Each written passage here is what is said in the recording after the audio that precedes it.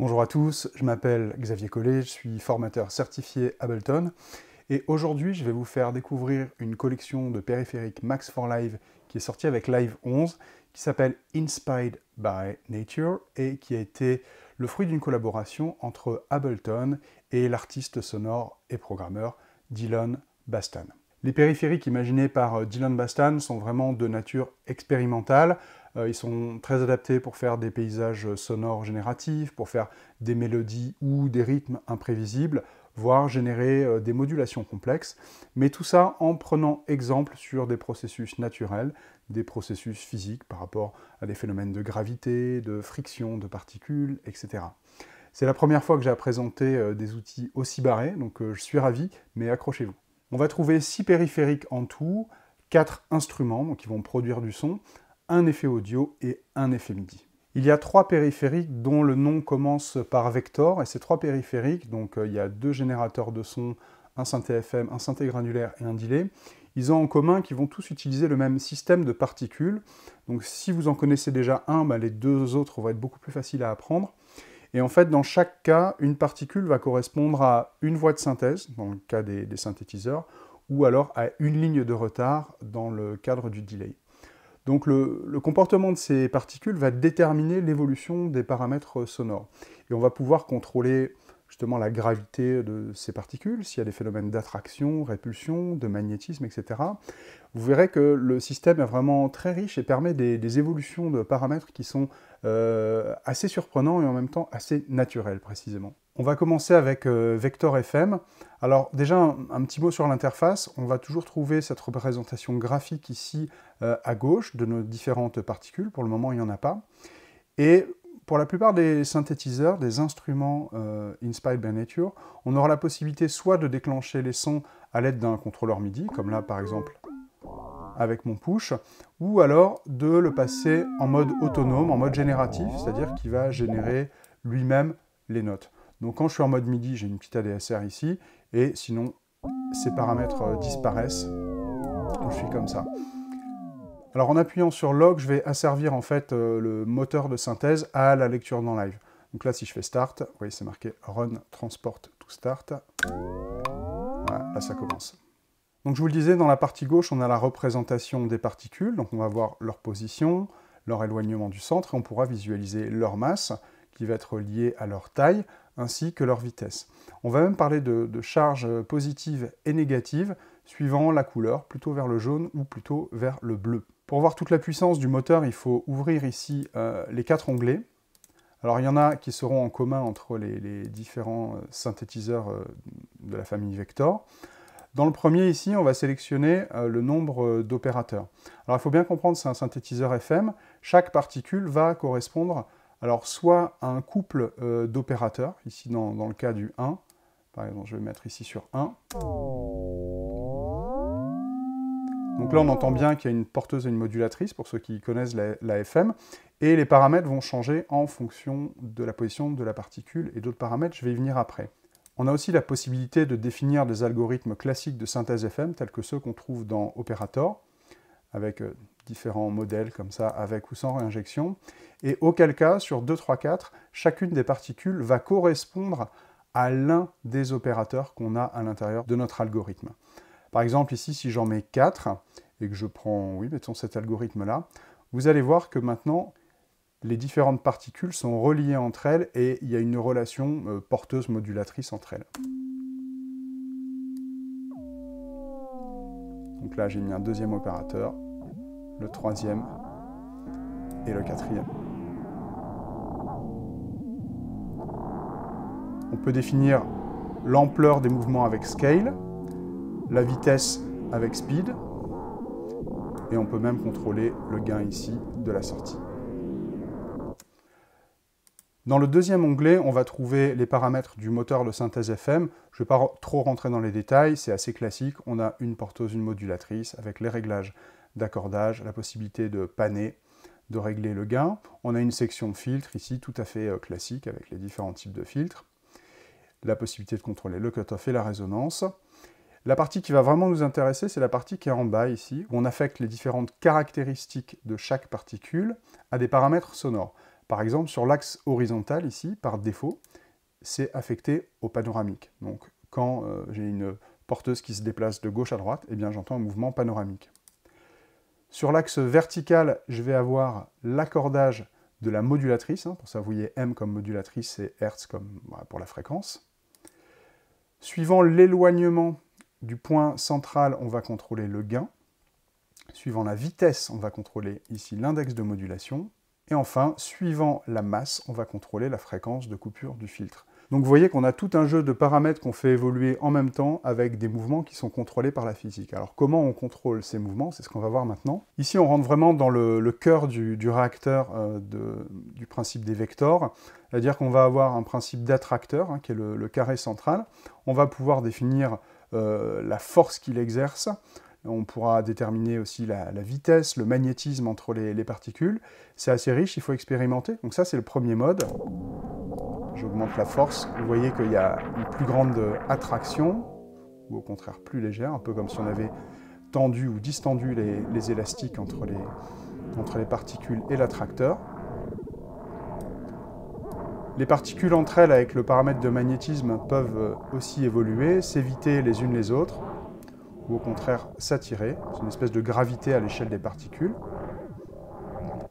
Et on a un deuxième système, flow field, qu'on traduira en français, je crois, par champ de propagation, où on va définir en fait des vecteurs et des chemins que peuvent prendre à l'intérieur de ça les différentes particules.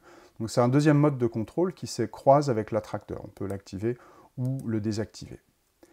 Vous voyez des moins et des plus parce qu'en fait on va pouvoir contrôler, suivant que les particules ont une charge positive ou négative, si elles sont soumises à l'attracteur ou pas. Donc quand c'est égal, les deux sont pris en compte.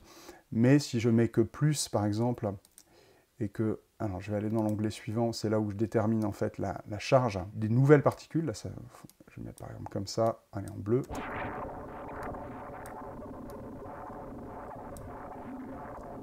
Allez, je reviens ici, et là, regardez, si je mets donc... Alors, je vais enlever le champ de propagation.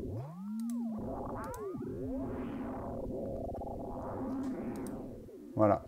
Vous voyez que maintenant, il n'y a plus que le positif qui est animé par l'attraction, et inversement, si je mets le moins, c'est l'inverse.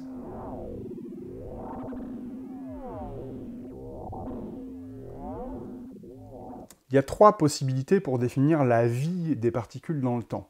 La première, c'est si je les joue tout simplement sur un contrôleur MIDI. C'est ça qui fait exister une particule, elle disparaît quand la note disparaît.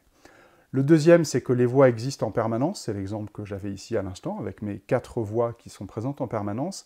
Et j'ai aussi une fonctionnalité qui est très intéressante dans une approche générative, c'est un émetteur. Je vais avoir un émetteur de particules, et je vais pouvoir dire à quel rythme il émet des particules, combien il en émet, et quelle est leur durée de vie. Et bien sûr, je vais pouvoir en plus rajouter de l'aléatoire à l'intérieur, pour dire qu'il y a certaines particules qui vivent longtemps, et d'autres moins. Donc là, je vais activer l'émetteur. Je vais dire qu'il m'envoie par exemple 2 particules à chaque fois. À quel rate? Donc là, si vous êtes sur B, c'est pour bar, donc là, ça voudrait dire 1 par mesure. Et là, on détermine la durée de vie en fraction de la mesure. Donc là, ce serait une noire, quoi, quarter note en anglais. Et c'est là où je peux injecter de l'aléatoire dans le rate et dans la durée de vie.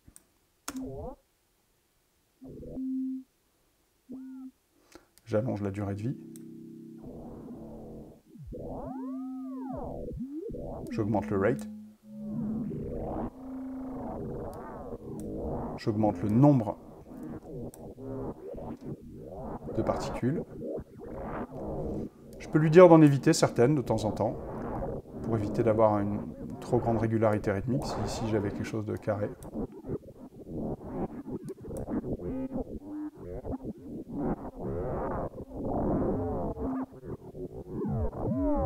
Voilà, il y a encore d'autres fonctions dont je pourrais vous parler, mais déjà ça vous donne un peu un aperçu de ce qu'on peut faire avec. Donc c'est vraiment expérimental, et en trifouillant un petit peu, même sans trop savoir ce qu'on fait, on peut tomber sur des résultats qui sont très sympas. Il ne faut pas hésiter à avoir une piste audio à côté qui enregistre la sortie en permanence pour aller capter les petites perles comme ça sur lesquelles on peut tomber avec Vector FM.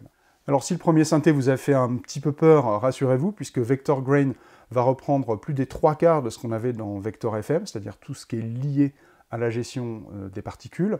En revanche, c'est le moteur de synthèse qui va changer, puisque cette fois, on va travailler en synthèse granulaire, donc avec un échantillon audio qu'on pourra charger, on pourra même l'enregistrer éventuellement depuis une piste audio qu'on aurait dans Live.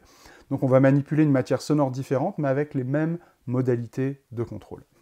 Donc maintenant, dans le premier onglet, je vais trouver justement l'échantillon que j'ai chargé, ainsi que, si je voulais enregistrer une source externe, la possibilité de le faire directement en bas en spécifiant une entrée.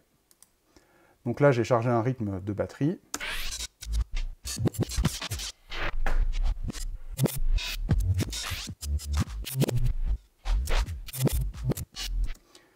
Dans le second onglet, on va trouver des paramètres liés à la lecture des grains. Si on veut que nos grains aient des fondus d'entrée et de sortie, on pourra même changer le centre de ce fade pour plus de contrôle, les panner, les lire à l'envers, toujours notre section filtre, et surtout cette section en bas, probablement la plus importante de ces périphériques, où on fait l'assignation entre les paramètres du moteur de synthèse et les mouvements des particules, leur taille, leur position, leur masse, etc., comme je vous l'ai expliqué précédemment. Là, sur l'axe horizontal, j'ai le point de départ à l'intérieur de l'échantillon. Sur l'axe vertical, j'ai le pitch. Sur la distance au centre, la distance de lecture. La vitesse va contrôler le pan. Et enfin, la masse va contrôler la taille du grain, c'est-à-dire sa durée finalement. Dans la partie gauche ici, Grains maintenant définit le nombre de grains qu'on pourra jouer au maximum simultanément. Donc c'est pas qu'il y en a forcément 4 qui vont jouer, ça veut dire qu'il y en a 4 qui vont jouer au maximum. On retrouve dans le troisième onglet tous les réglages liés au mouvement des particules, avec l'attracteur, le champ de propagation, etc. Et enfin ici, on va retrouver l'émetteur. Donc là où on émettait des opérateurs FM dans Vector FM, et bien maintenant on va émettre des grains avec les mêmes principes de durée de vie, de rate, donc à quel rythme on les émet, etc. Donc c'est vraiment exactement le même principe. Celui-là est très facile à utiliser, il permet d'obtenir des résultats vraiment sympas. Je vous fais écouter quelques exemples.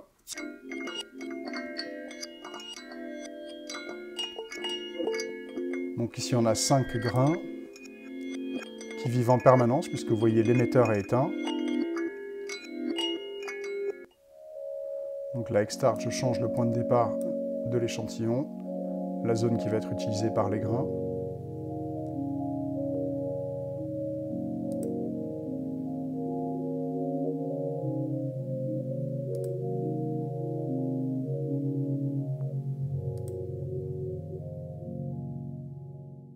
Alors Vector Delay, à la différence des précédents, ne va pas générer de son par lui-même, c'est un effet audio, et donc chaque particule va correspondre maintenant à une ligne de retard, et on pourra contrôler à l'aide de ces particules les différentes caractéristiques de cette ligne de retard. Pour simplifier l'exemple, je vais juste mettre un son de percussion pour qu'on entende bien l'action du delay. Donc dans le premier onglet, on va trouver les réglages liés au delay.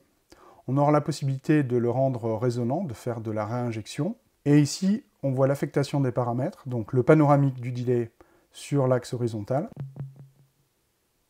que j'ai un peu accentué, le filtrage sur l'axe vertical, la résonance du filtre en fonction de la distance au centre, le gain en fonction de la vitesse, et la durée en fonction de la masse.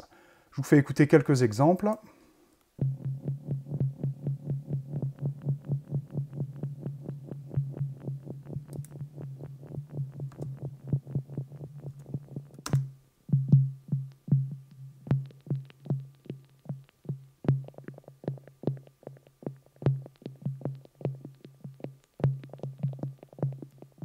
Je vais maintenant vous parler de Emit, qui est également un synthé granulaire comme Vector Grain, sauf que le mode de création des particules et leur contrôle va être un petit peu différent.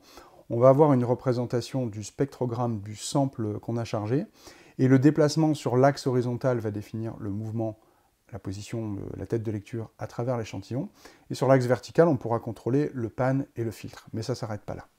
Donc dans Emit, on va avoir cette fois-ci 2 émetteurs qu'on peut activer ou désactiver avec le petit carré jaune ici. Je vais garder que le deuxième pour le moment. Donc je vais lancer la lecture. Et donc on voit des grains comme ça qui sont projetés à l'intérieur de notre spectrogramme. Vous voyez que quand on arrive sur les endroits où il y a plus d'énergie, on entend que le grain est plus fort, puisqu'il y a évidemment plus d'énergie, plus d'amplitude à ce moment-là. Donc il balance des grains, finalement il propulse des grains à l'intérieur ici du spectrogramme. On pourra définir combien il en envoie, à quel rythme, etc. Donc ça c'est des choses qu'on a déjà vues tout à l'heure. On pourra définir une friction, c'est-à-dire que les grains ont plus de mal à avancer. Donc avec force et friction, on peut vraiment changer pas mal le comportement.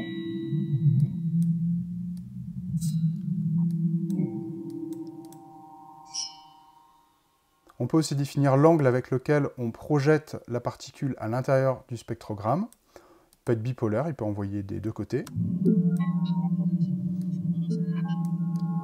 Si je rajoute de la friction, les grains ralentissent et se stabilisent. On peut définir aussi un angle plus ou moins grand pour projeter les particules à l'intérieur du sample. On va pouvoir bouger notre émetteur à l'intérieur ici du spectrogramme. Mais si on est en mode wall, paroi ou mur, on va pouvoir créer des parois contre lesquelles, finalement, nos particules vont rebondir. Regardez.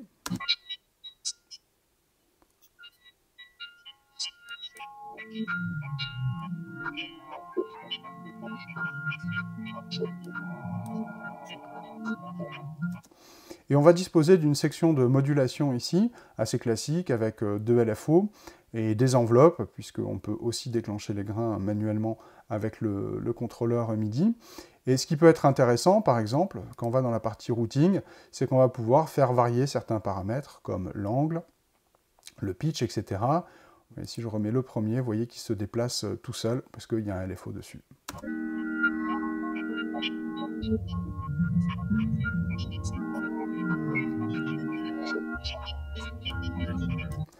On peut définir la vitesse globale des particules ici avec speed.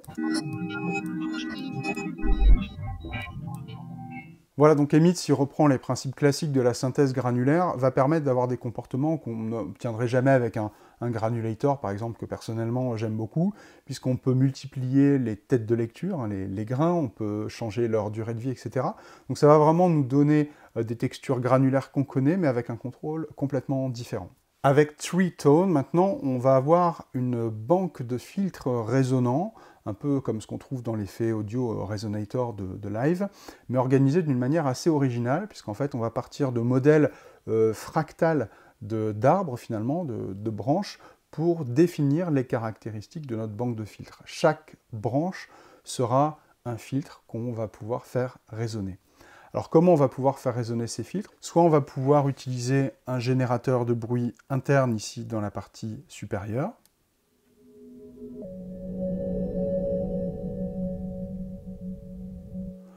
On va aussi pouvoir mettre des impulsions, il a appelé ça rain, donc des courtes impulsions bruiteuses comme ça, qui vont exciter les filtres. Et vous voyez les branches qui s'agitent en fonction du filtre qui a été excité. On peut changer aussi l'accordage des filtres résonnants avec spread, est-ce qu'ils sont plus ou moins éloignés les uns des autres, répartis dans le grave avec tuning.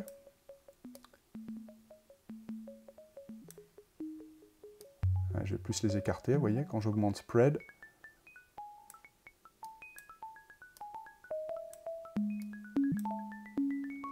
Donc je vous disais, le générateur de bruit.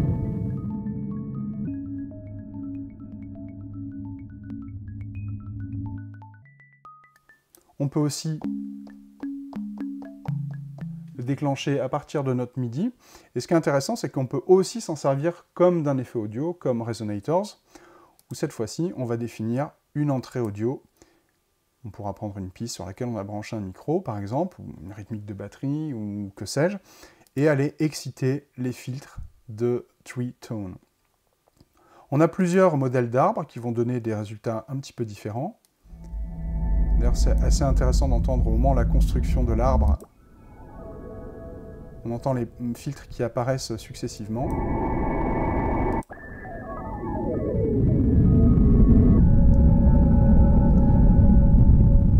Et tous ces filtres, on peut les accorder de différentes manières. Alors, soit ne pas les accorder si je désactive Scale. Donc là, je vais avoir un résultat plutôt atonal. Très intéressant pour du sound design, pour des textures.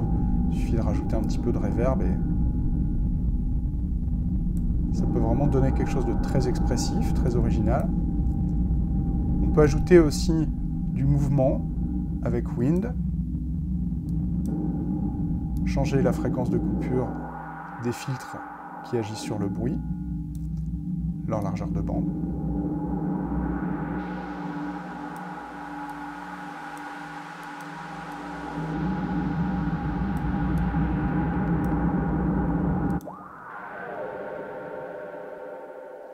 Et on va disposer aussi d'une section de modulation qui va nous permettre de faire bouger certains des paramètres.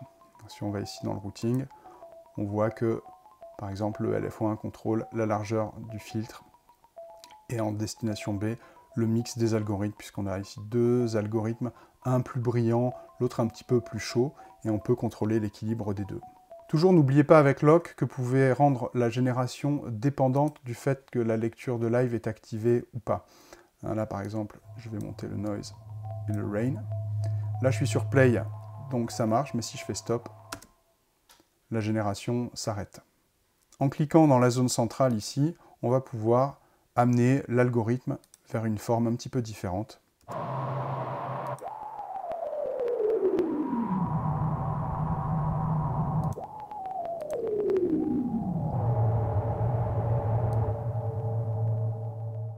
Le dernier périphérique s'appelle Bouncy Notes et à la différence des autres, c'est un effet MIDI. Donc il ne va pas produire de son par lui-même, ce n'est pas non plus un effet audio. Il va émettre des instructions MIDI. Alors comment il va les émettre? Il va reprendre une version simplifiée du système de particules, des particules qui ne gèrent finalement que la gravité. Et il faut imaginer que c'est comme si on lâchait des balles comme ça sur un clavier de piano. Avec Bouncy Notes, on aura aussi la possibilité soit de jouer des notes sur le contrôleur, auquel cas on va créer des nouvelles balles, si vous voulez, qui pourront après rebondir sur d'autres notes, soit utiliser un mode auto, donc génératif, où les notes vont se générer d'elles-mêmes, les particules vont se générer d'elles-mêmes. Là, pour le moment, j'ai désactivé le mode auto pour vous montrer.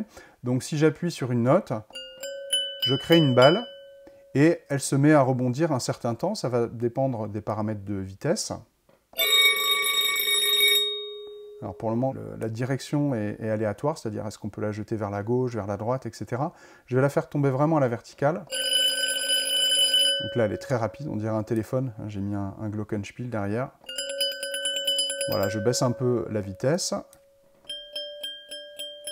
voyez qu'on peut asservir ici la gravité à la vélocité ou la masse à la vélocité, voire les deux. Avec la friction, là aussi, on peut créer une force de frottement qui va ralentir et qui va épuiser plus rapidement l'énergie des particules.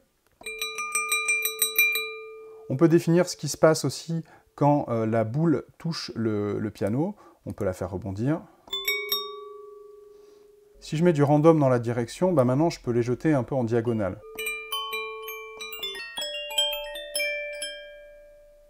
Je vais me mettre en mode auto maintenant et je vais toucher à différents paramètres. Donc là, il me génère des notes tout seul. On voit aussi ce paramètre de durée de vie ici, lifetime.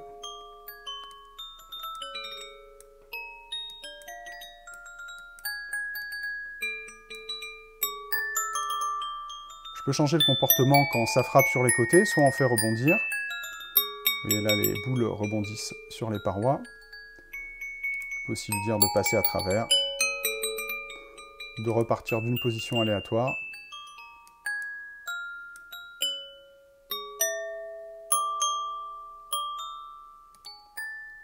Voire de les supprimer.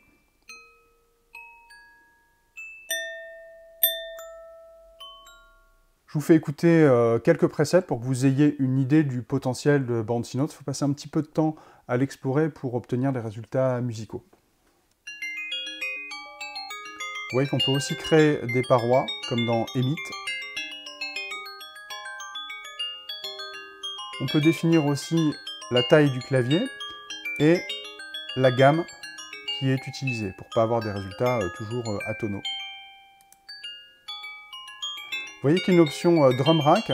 Donc là, si je l'active, il va me prendre des notes qui sont vraiment liées aux 16 valeurs du Drum Rack. Donc à ce moment-là, je vais enlever mon glockenspiel pour le moment. Et je vais mettre un Drum Rack à la place. Je vais chercher un kit assez naturel, un kit un peu jazz par exemple.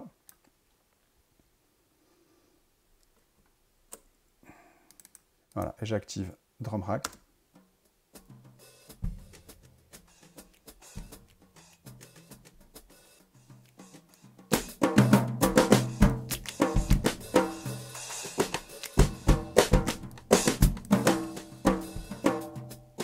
Ce qui est intéressant, c'est qu'on a une fonction quantize, donc on peut quantifier rythmiquement les différents impacts qui ont été générés pour que ce soit sur une grille rythmique, ce qui fait qu'on peut l'utiliser aussi dans un autre contexte que quelque chose de purement expérimental.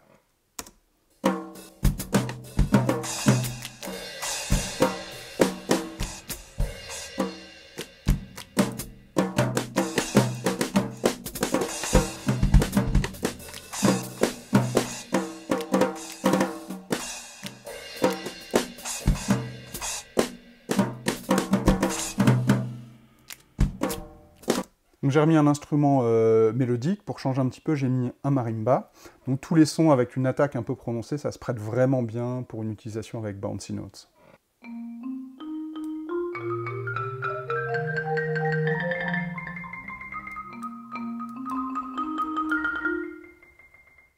Voilà, j'espère que cette présentation de Inspired by Nature vous a inspiré. C'est vraiment le genre de périphérique avec lequel il faut prendre le temps d'expérimenter pour aller trouver des nouvelles idées, des nouvelles textures, etc.